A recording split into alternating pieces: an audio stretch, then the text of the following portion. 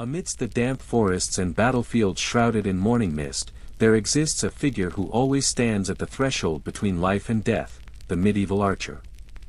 They are neither knights in shining armor nor powerful lords commanding the battlefield. They are ordinary people, shouldering extraordinary responsibilities, living lives that are harsh, solitary, and full of sacrifice. This video opens the door into their world, a place where each arrow released carries not only the force of the bow but also the survival of an entire army. Viewers will be gently guided through the layers of harsh reality, from the agonizing training, the endless hunger, to the tense feeling of holding a trembling arm steady amid a storm of incoming arrows. Each detail is recounted not merely for understanding, but so you can feel the heartbeat of that era. This is a journey that is both dramatic and serene, allowing you to drift into sleep with the deep resonance of history, and with untold stories of archers who lived, fought, and endured in the shadows of the medieval empire. And as the door of the introduction gently closes behind us, we step deeper into the world of those who seem born not to choose, but to bear burdens. The journey of a medieval archer does not begin on the battlefield. It begins from the very moment they cry their first breath into the world, in the rickety huts where poverty and destiny walk hand in hand, inseparable as shadow and form. In most medieval kingdoms, particularly in England and France, archers were rarely born into a class that could decide their own future. They were mostly peasants, the children of peasants, or worse, children who grew up amid barren fields, without a single coin to exchange for another chance. Their precarious lives were woven from unpredictable harvests, ever-increasing taxes, and winters so long and bitter that even young hands hardened to help keep their families from collapsing. In such circumstances, the profession of the archer was often seen as the only escape, even if it was soaked in blood, tears, and danger. No one asked if they wanted to become archers. The law, custom, and the ever-present demands of war had already decided for them. A boy strong enough to draw the crude bowstring was considered to have stepped onto a predestined path. For many impoverished families, this was even seen as a stroke of luck, for at least the child could receive a ration from the army and perhaps send home a small portion to sustain those left behind. Yet the reality behind the word luck was bitter. Once chosen, or forced to choose, their fate became inseparable from the bow. They had to train relentlessly from a very young age, for without sufficient strength and skill, they could not survive the battles where death arrived as swiftly as a shallow breath. Their lives were like a straight line already drawn, born in mud, raised in hardship, and very likely to end in the shadows of a distant battlefield where no one would remember their name. Their plight was made even more tragic by a medieval society that left almost no room for mobility. They could not study, could not change occupations, and few had the chance to step beyond the class into which they were born. Those poor villages were like invisible cages, holding them in place even when they longed for a life beyond the bow and arrow. From a young age, they witnessed their fathers rise before the sun and return long after darkness fell. They grew up to the sound of the millstone, the wind lashing across thatched roofs, and the mother's worried murmurs about the next day's meal.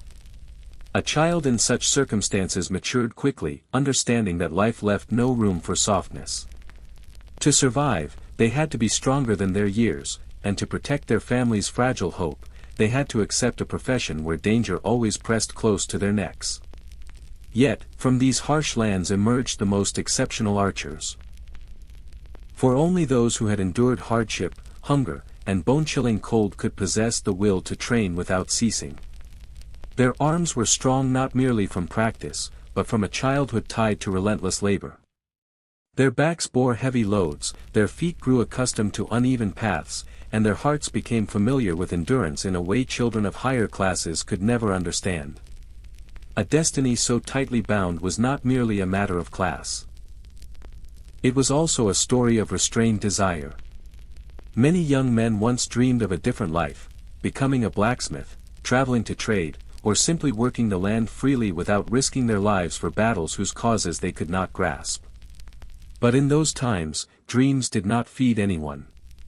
Reality was merciless, a skilled archer was more valuable than a poor farmer. And so they were chosen, forged, and sent forth as necessary instruments of war to defend the kingdom. Becoming an archer was even considered an obligatory duty. The king needed them. The army needed them. The entire feudal system relied on them as the sharp edge in decisive battles. Everyone knew that glory often went to the knights, but victory came from the rain of arrows unleashed by these nameless men. And for this reason, they had no choice but to accept a life already mapped out, a path full of hardship and blood from which they could not stray.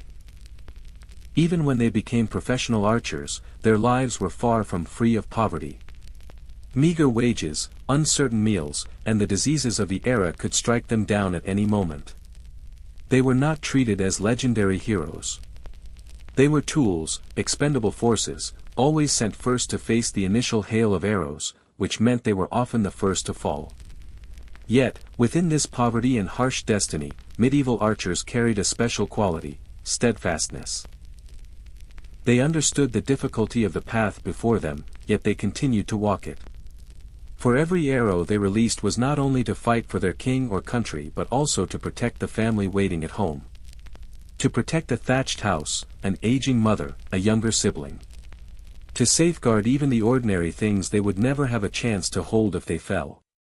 Their lives were an intersection of fate and will. Though predestined, no one could deny that their spirit created some of the most resounding feats in medieval history. They lived in poverty, yet fought with all their heart.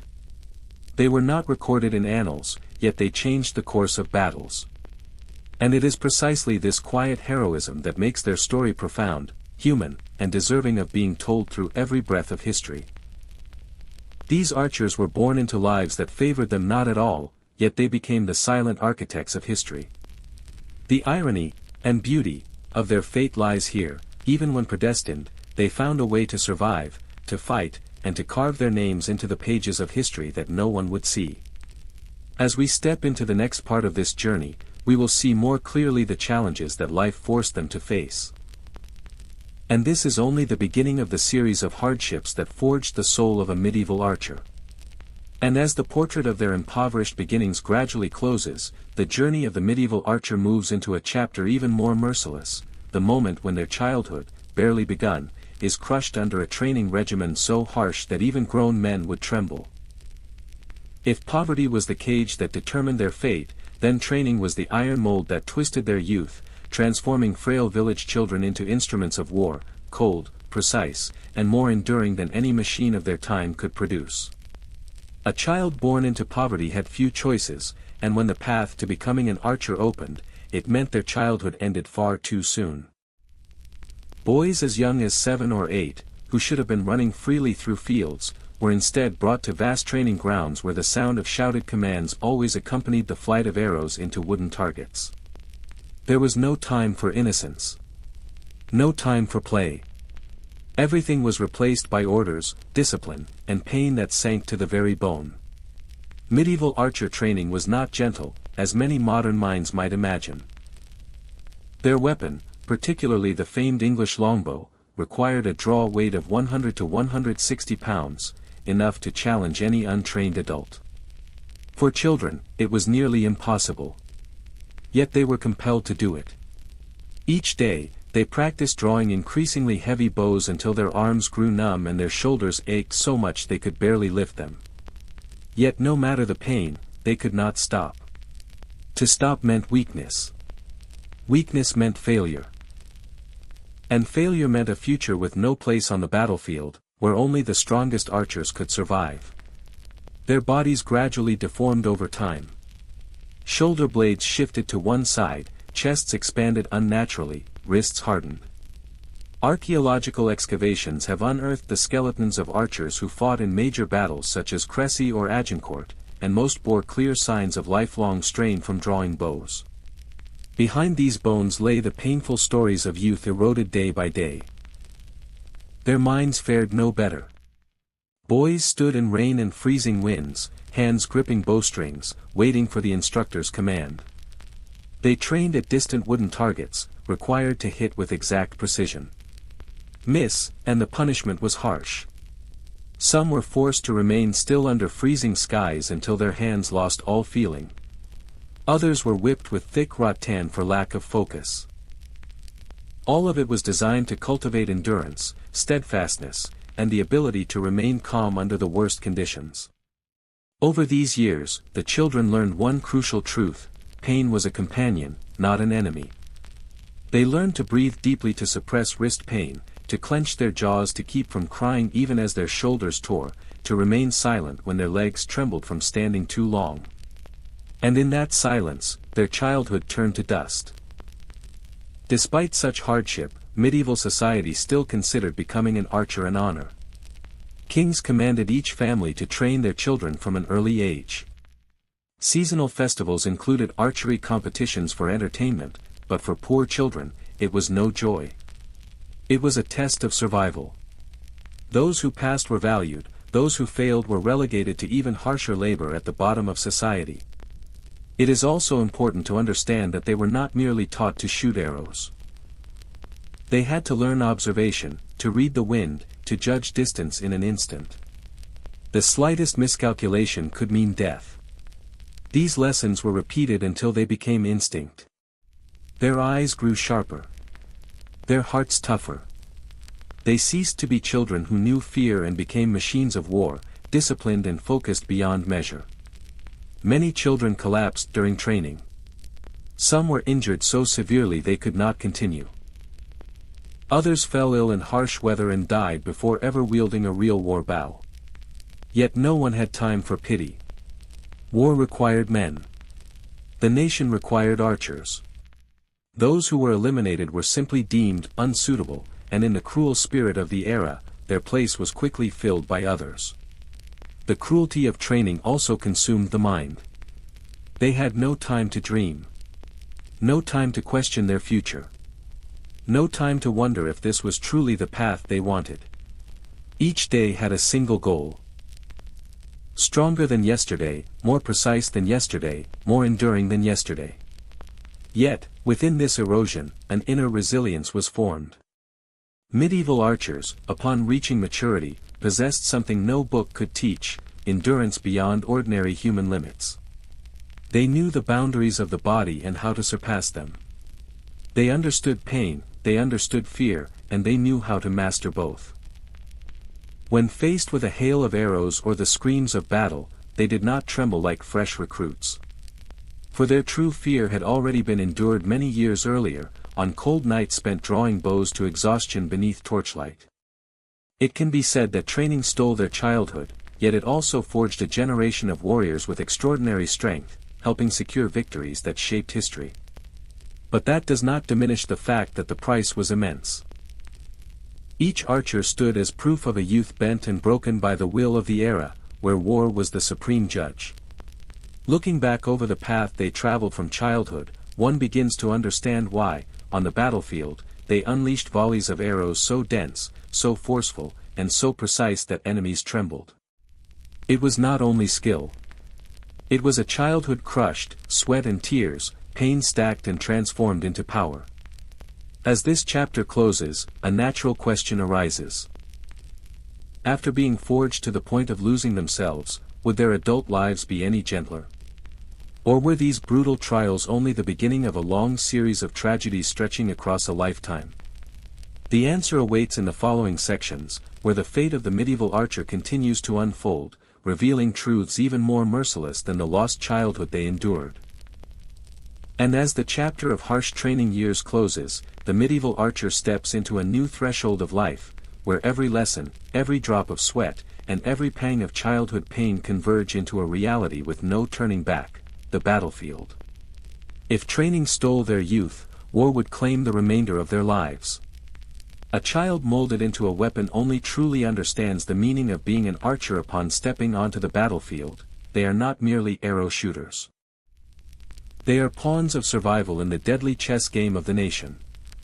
No one asks a young archer if they are ready. War does not wait for maturity. When the king calls, when the army gathers, when the bugle sounds across the villages, they must go. Even if their hands still tremble from years of relentless training, they must lift the bow and follow the endless column of soldiers toward lands whose names they have never heard. For them, the first battle is not a rite of passage but a forced leap into an abyss whose depth no one can measure. Nothing can prepare them for the reality of the battlefield.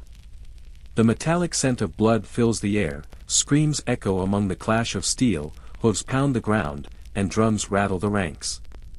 All of it merges into a chaotic symphony from another world, a world where human life is as light as dry grass. Boys who have just left adolescence must learn to stand firm amidst this scene, even as their hearts pound wildly, as if trying to leap from their chests. Archers were often positioned at the front line or on the flanks, where they had a broad field of fire yet were close enough to ensure accuracy. This also meant they were the first to face the enemy's attacks. When thousands of archers formed ranks, arrows ready, eyes fixed on the charging enemy cavalry like a storm of steel, they had to maintain composure few could achieve.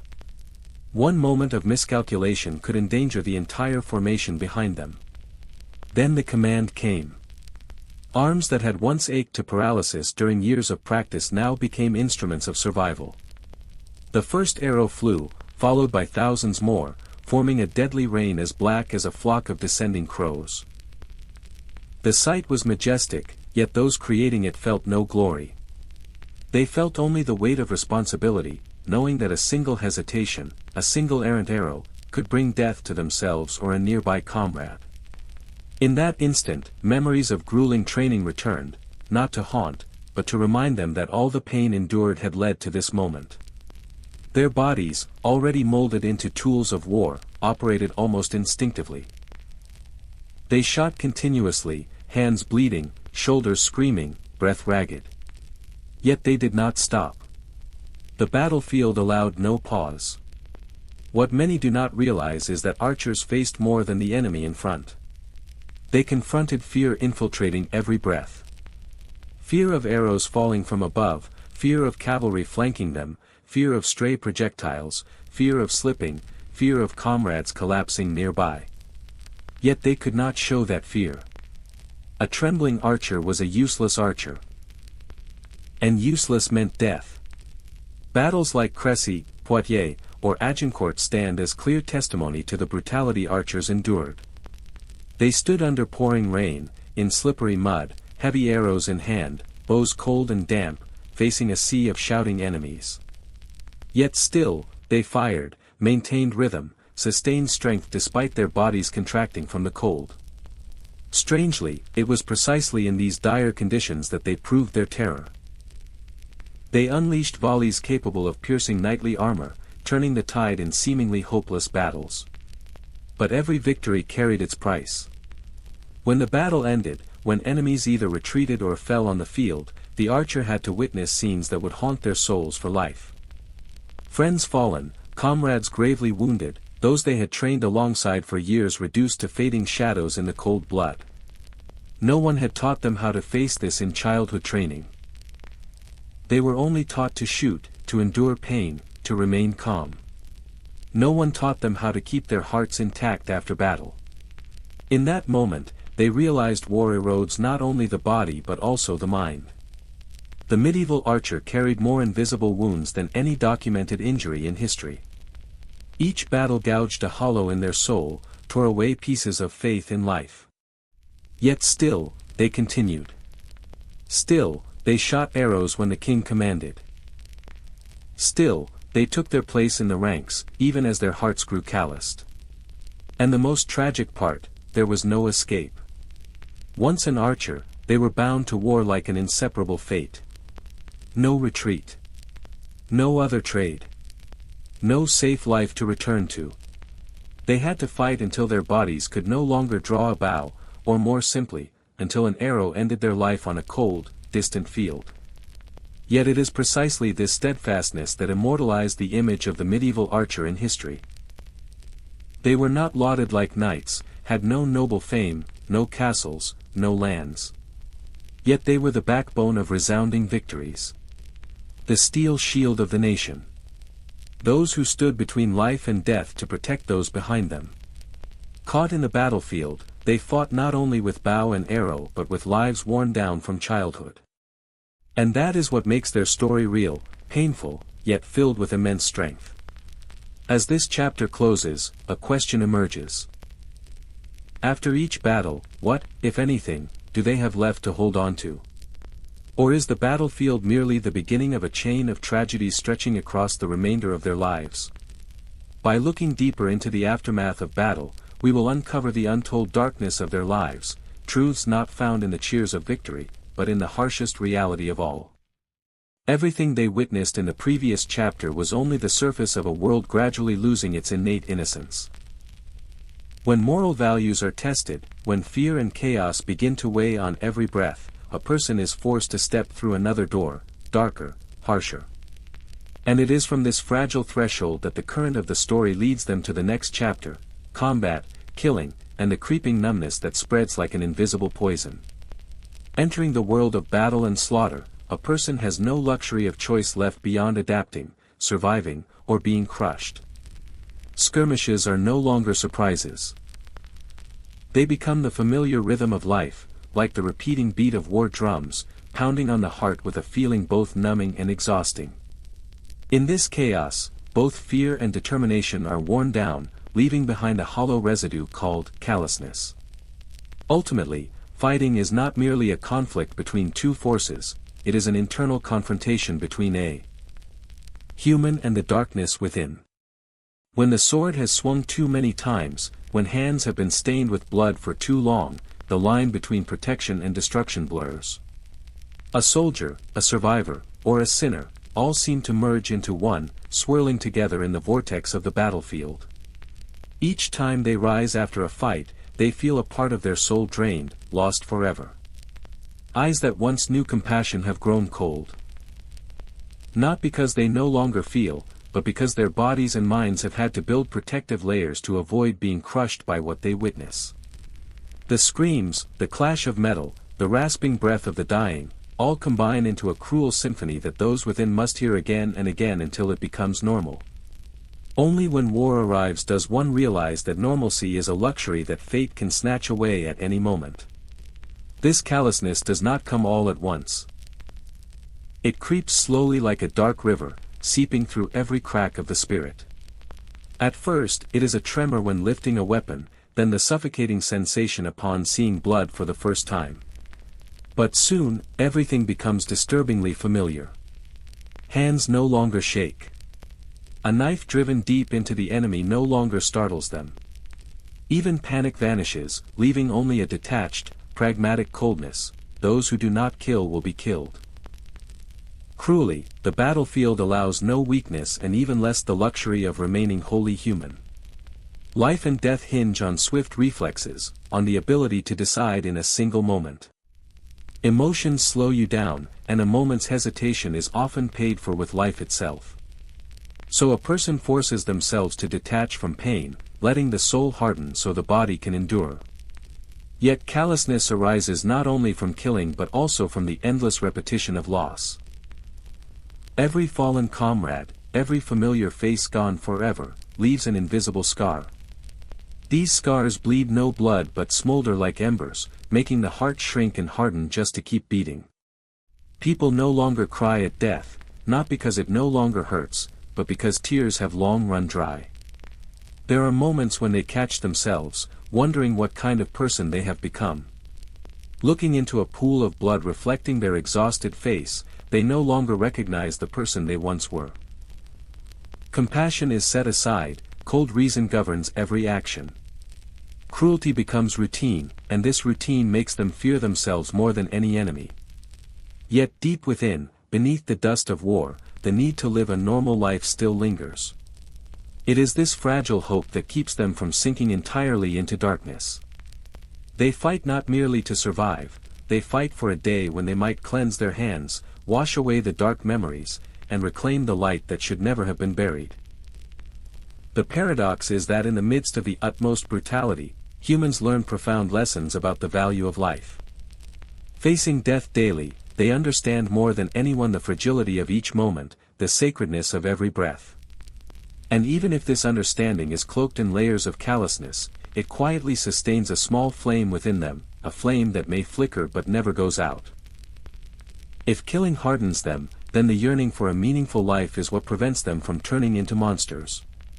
In the brief moments between battles, when a gentle breeze passes or sunlight touches a dirt-smeared face, they suddenly remember that the world still holds beauty. And these small things become an anchor, pulling their souls back from the abyss of cruelty. Fighting, killing, and callousness are not just themes of a dark setting. They are reminders of the mental limits humans must surpass when thrust into circumstances they never chose. They reflect pain, sacrifice, and the survival instinct so strong that one must abandon parts of one's humanity. Yet they also testify to extraordinary endurance, to the ability to fight while preserving a sliver of hope in the heart. And after all the battles, the treading over corpses, the sleepless nights haunted by memories, what remains is not the glory of victory but the question: can they ever return to being the people they once were? Or has callousness clung to them like moss on stone, impossible to wash away? It is precisely this question that opens the door to the next chapter, where they must face not only the enemy but also the wounds in their soul that have never healed. But the battlefield was not stained only by bloodshed. When a person had grown callous enough, when the fear of death and the need to survive gripped their soul like a vice, they were forced to confront a deeper, darker layer of instinct. From the shadows of combat in the previous chapter, the story slips into an even harsher reality. To continue living, sometimes they had to accept deeds they themselves could not bear to look at. And this is when the next part unfolds, surviving by looting the dead. When the battlefield fell silent, even for just fleeting moments, when the clashing of metal temporarily subsided and dust had time to settle, a harsh truth emerged: survival did not stop at avoiding the sword. It came from the most ruthless, cold, and hard-to-accept decisions. Amid the carnage, the survivors understood that supplies, food, water, even warm clothing, could mean the difference between life and death. And all of it lay on lifeless bodies. No one wants to start by rifling through corpses. But when hunger made the head spin, thirst cracked lips and scorched the throat, hands trembled from cold and fear, a person had only one choice. The first touch of a lifeless body was a psychological shock of immense weight. It was the direct collision between survival and dignity, between preserving one's humanity and the pull of death. Yet, over time, the initial horror receded. Shaking fingers became steady. Eyes that once looked away now stared into reality. The pain of violating another's rest dulled like dried streaks of blood. Cruelty was not born from desire, but from circumstance. When hunger and death stood side by side, what was right or wrong? The survivors learned to search quickly and decisively. They could flip a heavy body with a single, precise movement. They knew what to check first: a water flask, a leather pouch, hardtack, a spare knife, light armor, coins. These small items could prolong life by days. And those days were enough to find shelter or escape before the next danger arrived. Yet the cruelty did not lie only in action. It lurked in the sudden moments when they realized the person they were scavenging had once been human like themselves, had a name, a family, hopes. Sometimes they stumbled upon a charm, an unsent letter, a ring worn out of love. These things made them pause, a pang of human grief piercing through. But then distant footsteps or the gnawing hunger reminded them that sentimentality could not buy a single extra day of life. Sometimes they scavenged from the enemy. Sometimes even from their own fallen comrades. These were emotional wounds not easily healed.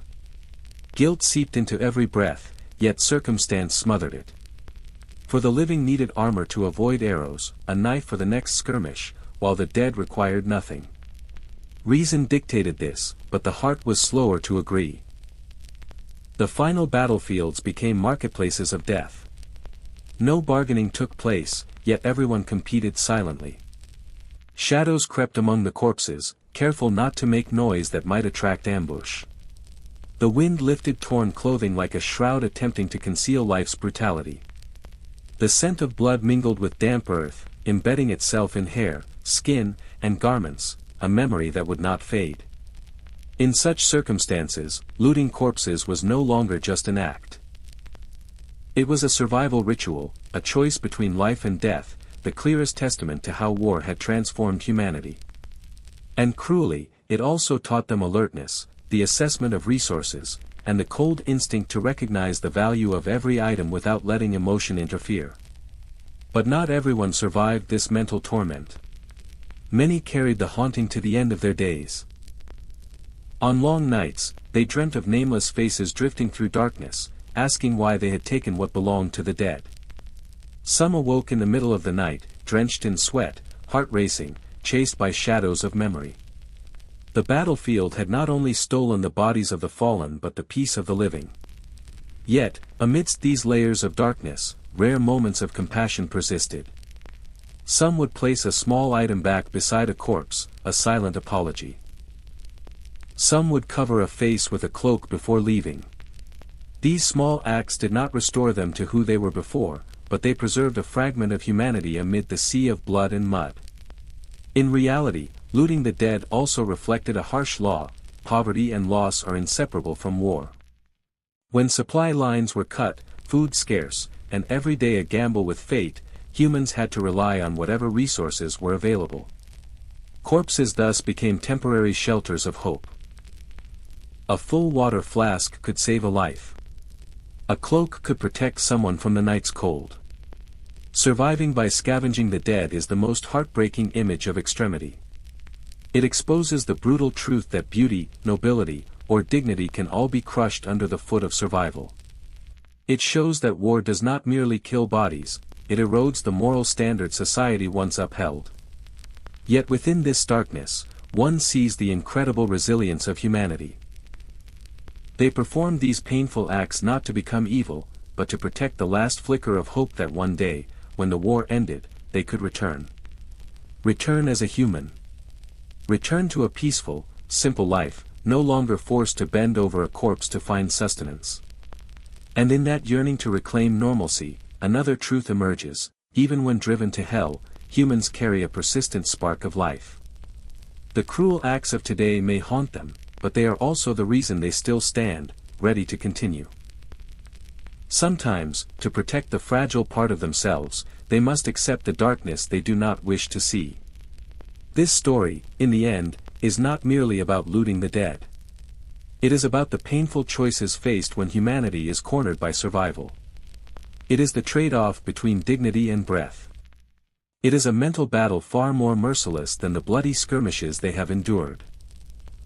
And from that darkness, the story continues, leading them to the next chapter, where the cost of survival will be measured not only on corpses but in the deepest wounds of the soul. But the survival won from those corpses was never a final stop. It was only a temporary rung on the endless ladder that the medieval archer was forced to climb. There was no opportunity to rest, no moment to truly breathe. When they left the battlefield today, they knew that tomorrow would open another door, where blood and mud would continue to mingle. From the darkness of looting to survive, the story gradually expanded into a vast space, where time was no longer measured by the rising sun or mountain peaks, but by the interminable years of war. For a medieval archer, war did not arrive like a fleeting storm. It did not strike and vanish. It dragged on, relentless and drawn out, like a massive wound that would never heal. Time, for them, was not measured in peaceful days, but in an endless series of marches, digging trenches, setting up camps, and preparing for new battles. There was no clear beginning, no certain end, only the accumulation of exhaustion over the years, along with the weary sighs of those forced to continue when all they wanted was to stop. Those years eroded them from the inside out. When they were young, they believed war would eventually end. They told themselves that if they could just survive this winter, this battle, this campaign, they would return home. But winter after winter, spring rains following spring rains, they still stood amid the same scenery, a gray sky, filthy ground, and the endless footsteps of a marching army stretching to the horizon. Promises of return faded in the wind like ashes. Year after year, they witnessed hundreds of faces disappear. Comrades who once slept beside them. Those who had shared the last piece of hardtack. Elders who taught them how to string a bow properly. Younger ones who asked about the future. All vanished, sometimes in a foggy morning with an arrow striking suddenly, sometimes in a cannon blast with no warning.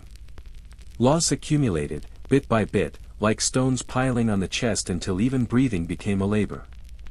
The endless years of war destroyed both their biological rhythm and their emotions. Living too long to the blare of trumpets and the pounding of hooves, they forgot what a peaceful morning sounded like. Many no longer remembered having a life before. The home of their childhood was a faded memory. The touch of their mother's hand felt like it belonged to another life. They became wandering shadows, tethered to the army, moving from one land to another without ever truly arriving. Danger did not come only from enemies. It came from hunger and thirst. From the cold that numbed the marrow. From strange diseases running rampant in the camp.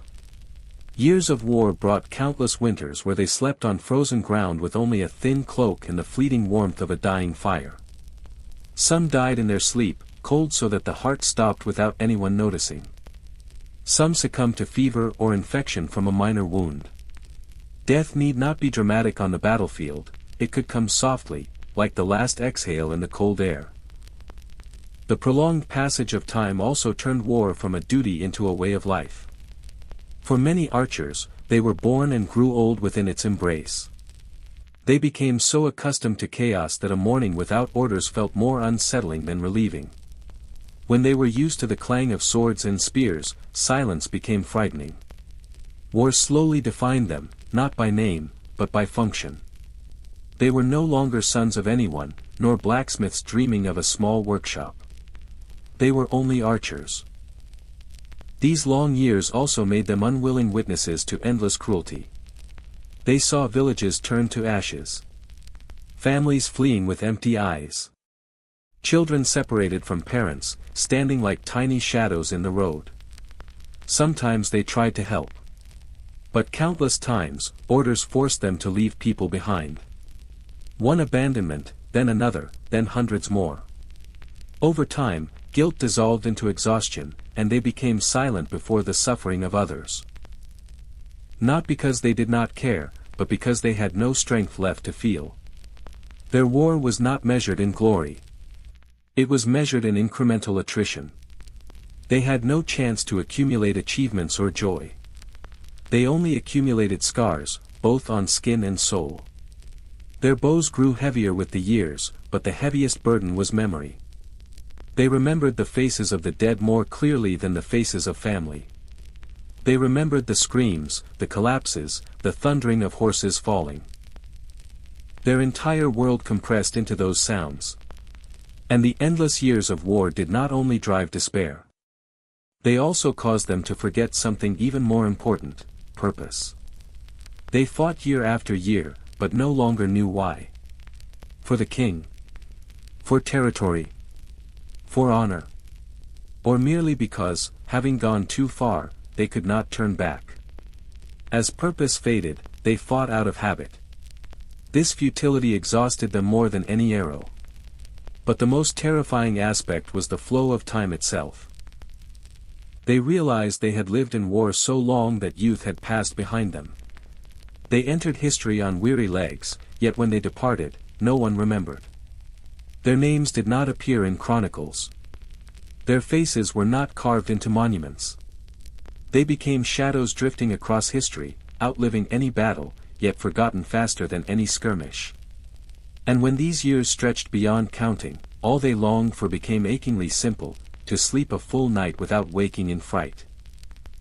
To hear the wind in the forest instead of the war cries.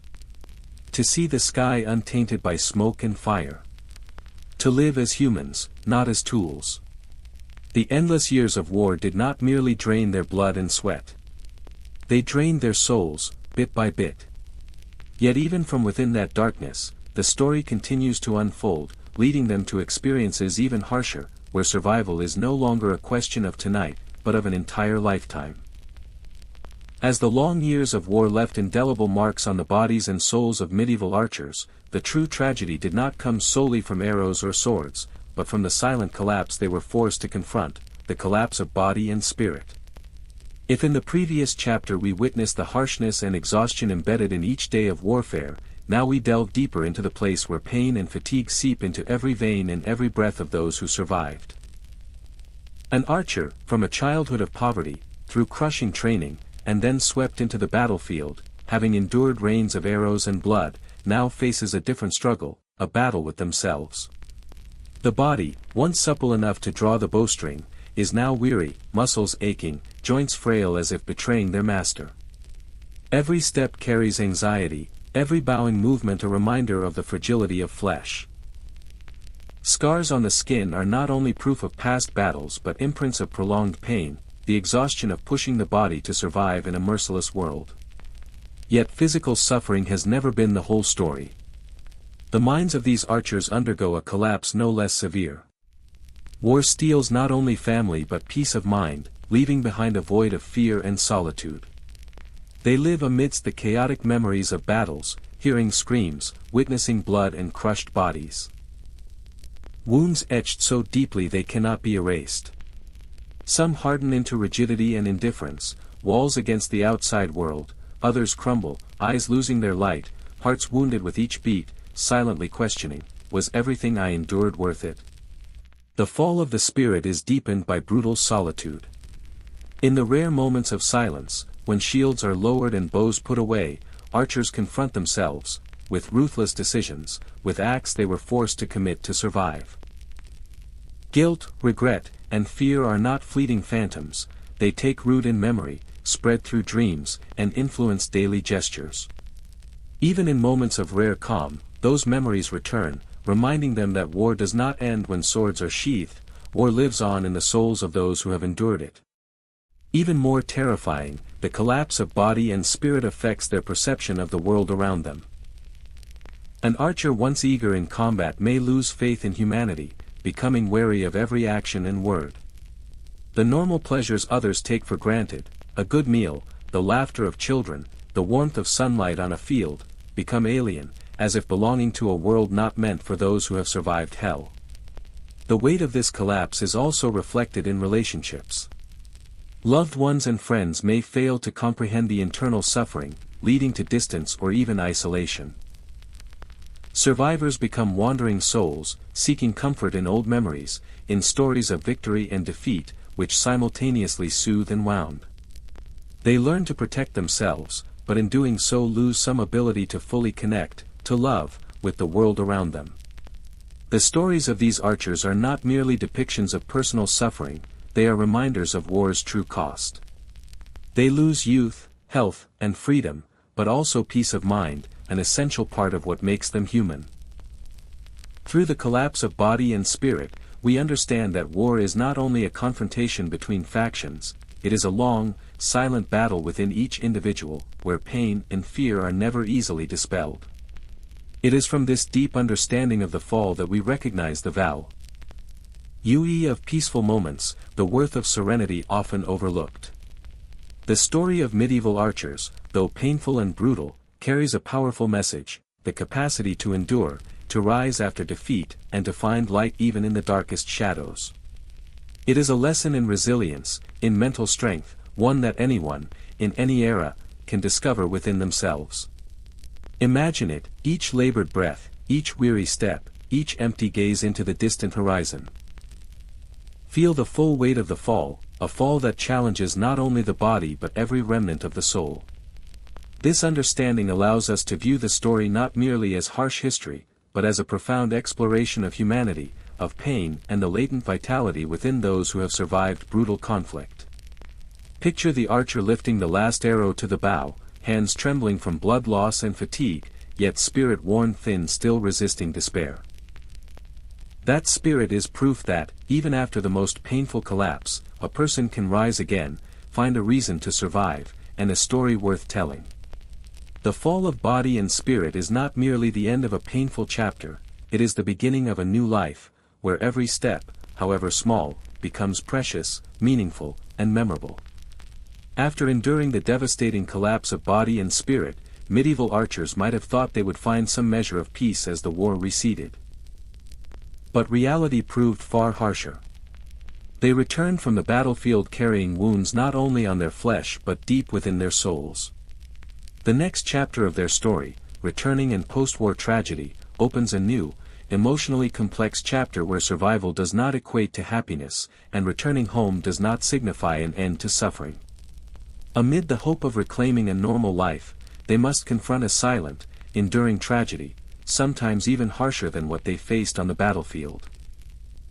Those returning from war carry bodies that have endured too much, muscles sore and weak, joints creaking with each movement, old wounds still throbbing painfully, making even the simplest motion a challenge. Yet physical pain pales in comparison to the mental tragedy they bear. Hearts hardened by experience, eyes that have witnessed countless deaths, no longer perceive the warmth of ordinary life. They come back with haunting memories. The faces of fallen comrades, the bloodied scenes they were forced to endure to survive.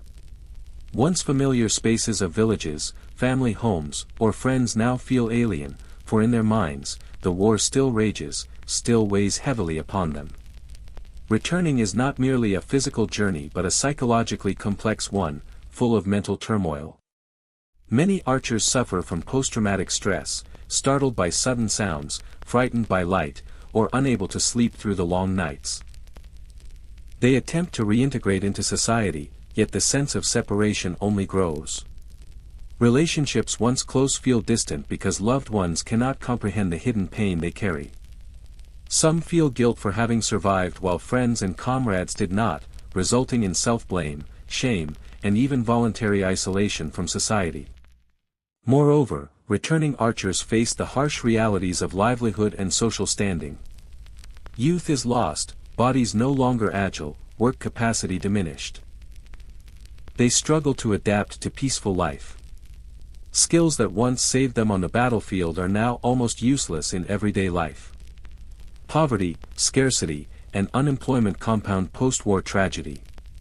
They find partial solace in telling their stories, but solitude and the haunting memories of war remain ever-present shadows with each step they take. Their emotions are equally complex and tangled. The joy of seeing family, the comfort of familiar objects, the warmth of village life are often mixed with sorrow and disappointment. They realize the world moved on without them, what once seemed important before the war has changed or vanished. Even peace can become burdensome, leaving them unsure how to fill empty moments, and at times amplifying their sense of isolation. Post-war tragedy is also reflected in reintegration with society. Surviving archers are sometimes ostracized or avoided because others cannot comprehend what they have endured. The gap between returnees and their communities makes them feel misplaced in a world they once knew. They must struggle not only with memories of war but also with societal prejudice and suspicion, making peaceful life more challenging than even the years of combat. Furthermore, the psychological and physical consequences deeply affect personal and familial relationships. Many returning archers cannot maintain normal connections with spouses, children, friends, or neighbors.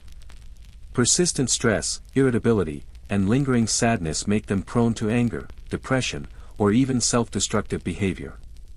This post-war tragedy underscores that war does not end on the battlefield, it continues silently, in the heart and mind, never fully shaken off.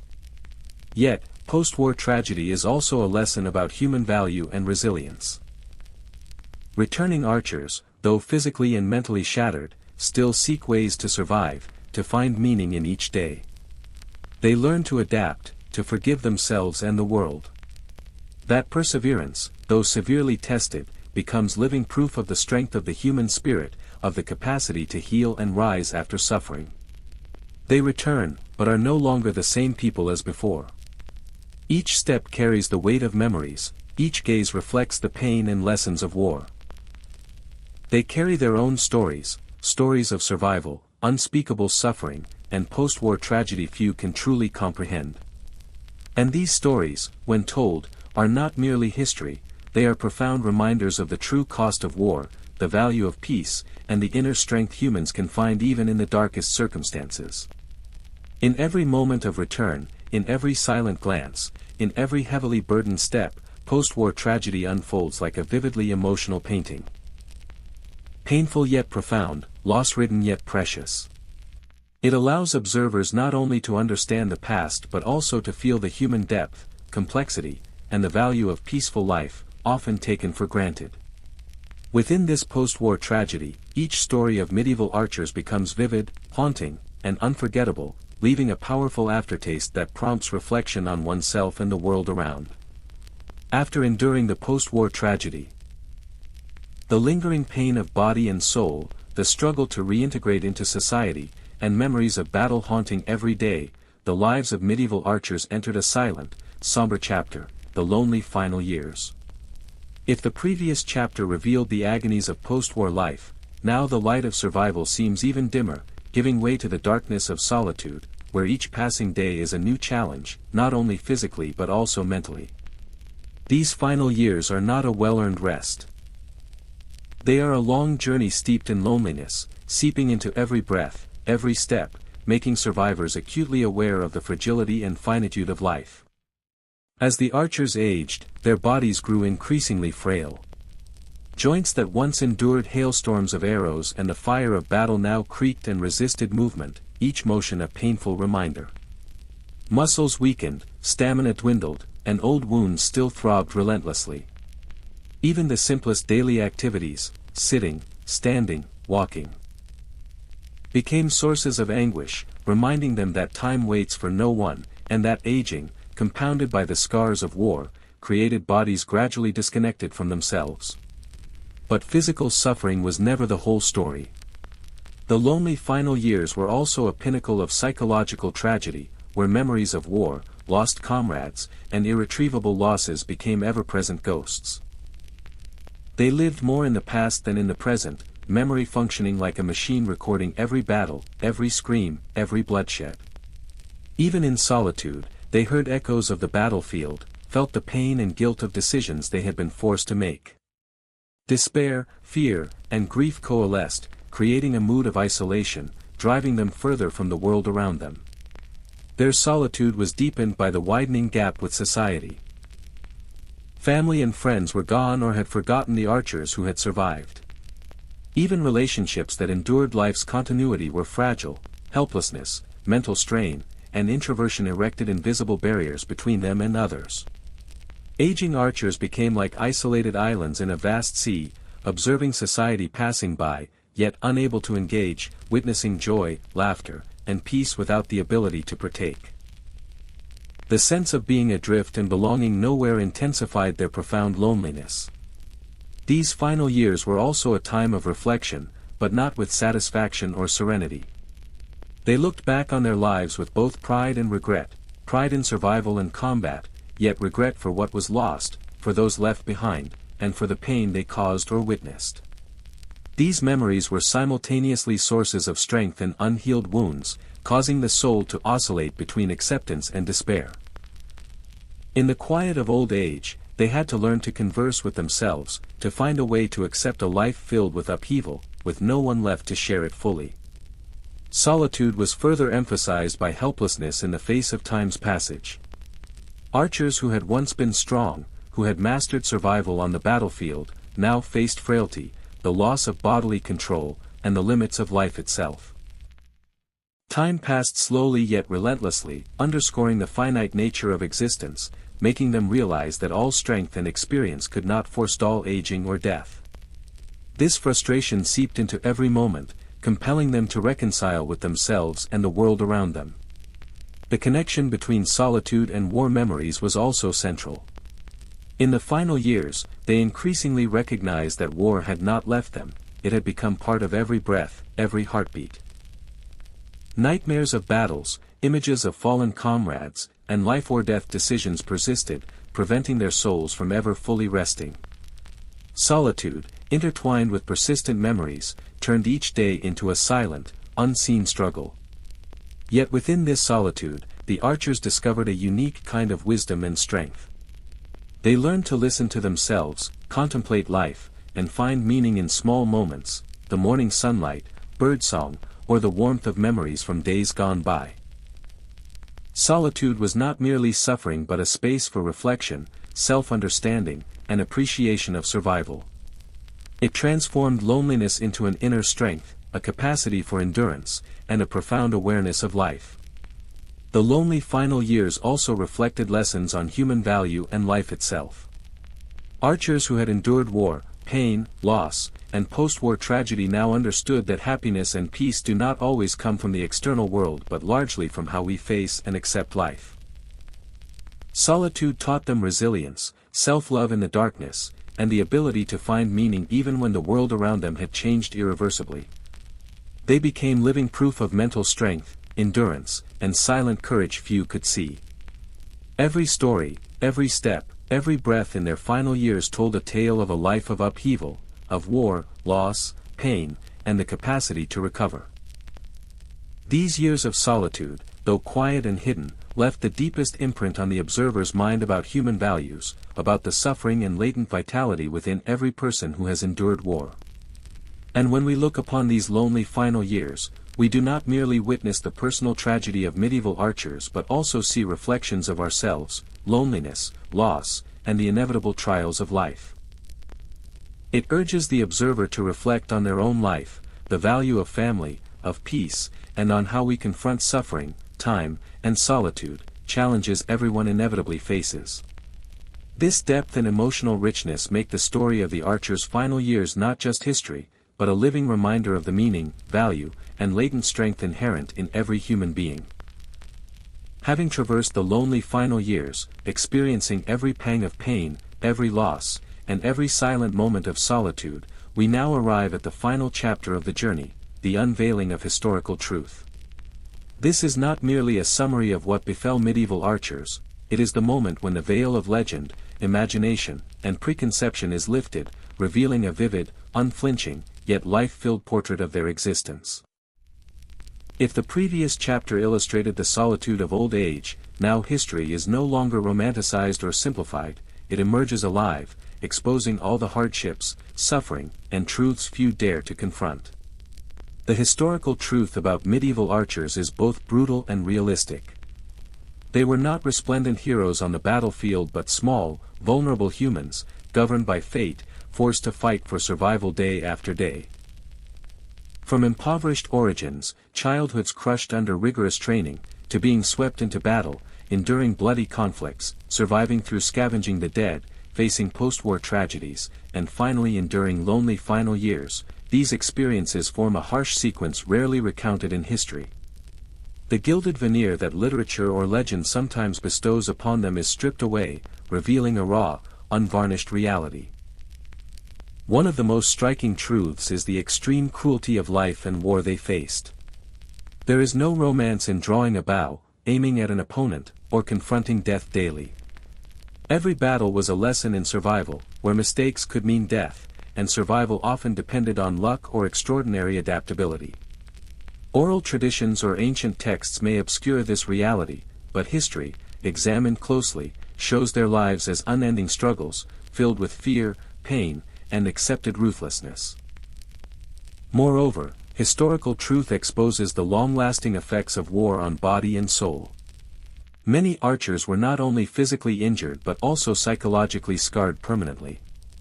Scars on the body are tangible, but the scars of the mind silently seeped deep, shaping their perception of the world, interactions with others, and even their survival in later years.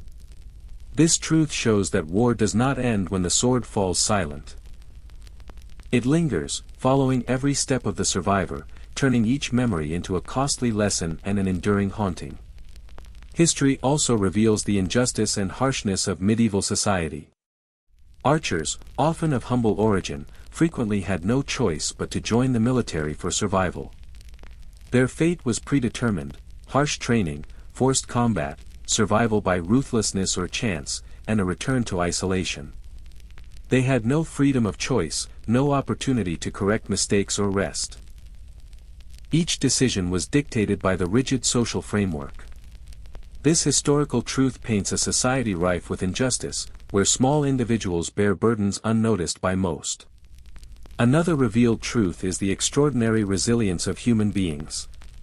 Despite enduring physical pain, psychological trauma, solitude, and post-war tragedy, many archers still found ways to survive, adapt, and seek meaning in life. They learned to confront pain, forgive themselves, and find peace in small moments. This resilience, tested harshly, is living proof that humans possess remarkable capacity for recovery, even in the darkest circumstances.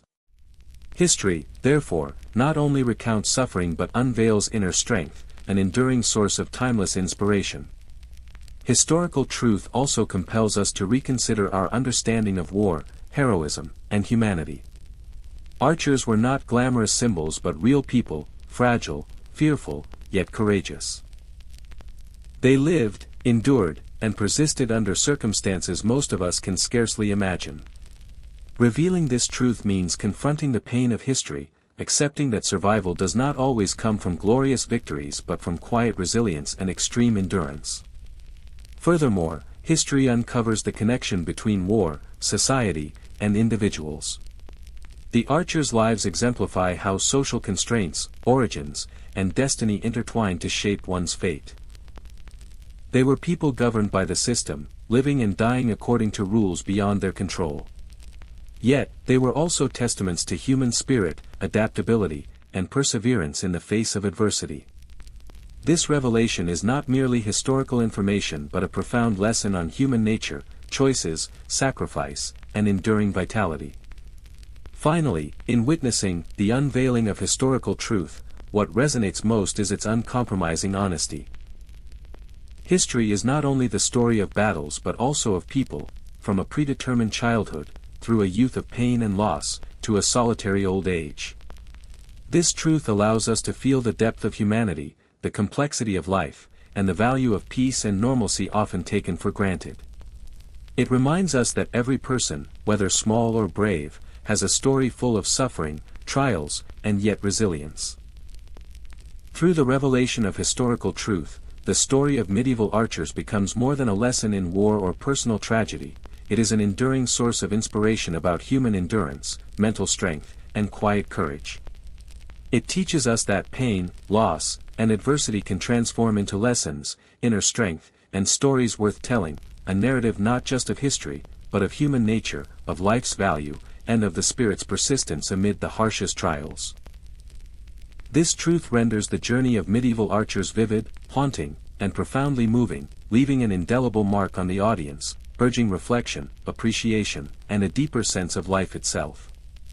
So, we have journeyed through the harsh lives of medieval archers, from impoverished childhoods, youth crushed under rigorous training, to bloody battles, post-war tragedies, and lonely final years. Their lives were far from the romanticized or glamorous images in legends. They were days of struggle, pain, and survival through sheer determination. Yet, through these hardships, we gain a deeper understanding of human resilience, the power to overcome challenges, and the ability to find meaning even in the darkest moments. Imagine every moment they drew their bows, aimed their arrows, feeling fear and determination coursing through each breath. This sensation is not only haunting but also profoundly stirring. Their story reminds us that history is not just a series of events, but real people, with pain, sacrifice, and extraordinary capacity to recover. If you want to explore more vivid, brutal, yet life-filled historical stories, don't miss our upcoming videos on the channel. Hit subscribe to immerse yourself each night in fascinating historical tales, both relaxing and enlightening, and don't forget to share your thoughts in the comments below.